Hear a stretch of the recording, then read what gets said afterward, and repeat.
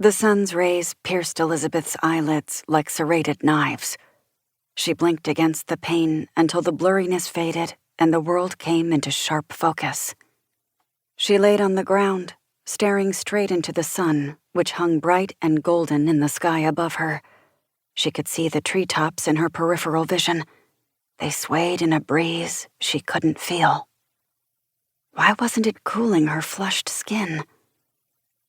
Between 1 second and the next, her confusion faded, replaced by an immense pain radiating throughout her entire body.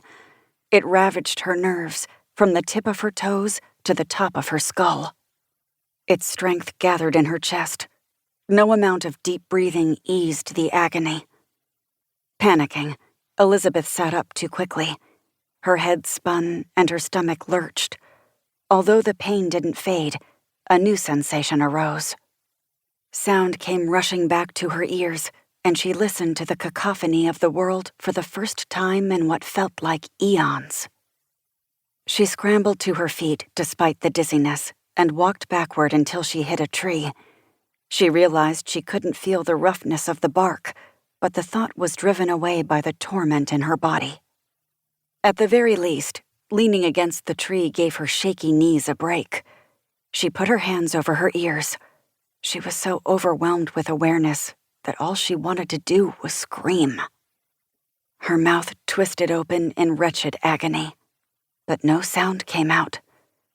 She grasped at her neck, squeezing as if to make sure it was still there.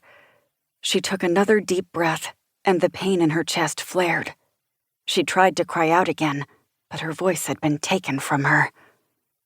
The sound around her started to even out, and the murmuring of voices reached her ears. Amidst her panic, Elizabeth grasped onto the sound, and for the first time since opening her eyes against the sun, she took in her surroundings.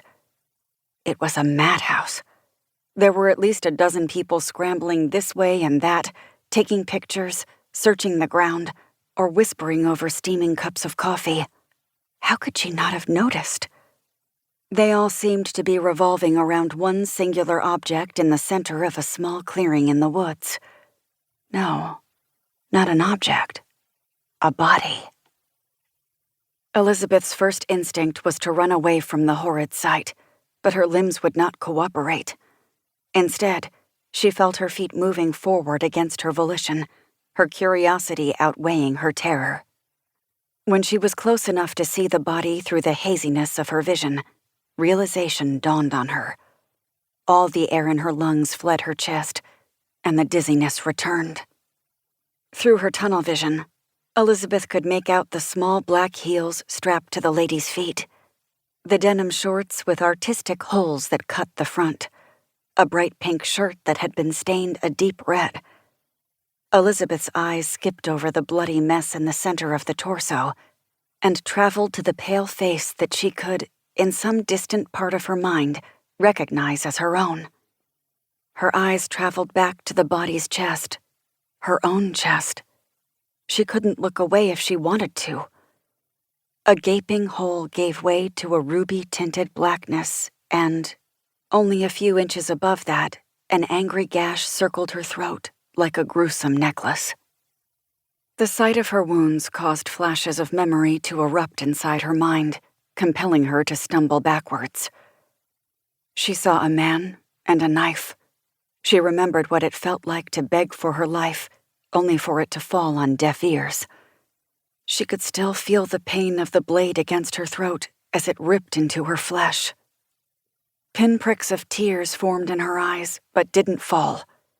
She looked down, first at her own hands, then at her chest, not knowing what to expect. She wasn't translucent, like the ghosts she had seen in movies, but she also wasn't corporeal. She glitched in and out, as though she was nothing more than the personification of poor reception, the embodiment of static. Sometimes she was whole, other times she faded away, as though she were nothing but a memory. More than ever, Elizabeth wished she could cry. She wished she could scream. She felt the emotion building in her chest, amplifying the non-subsiding pain. It was more than a constant dull ache. It was like walking around covered in acid. Every nerve in her body was on fire, and there was no way to put out the flames. To keep listening to this audiobook, I've left you a link in the description so you can do it, at no cost thanks to Audible's 30-day free trial.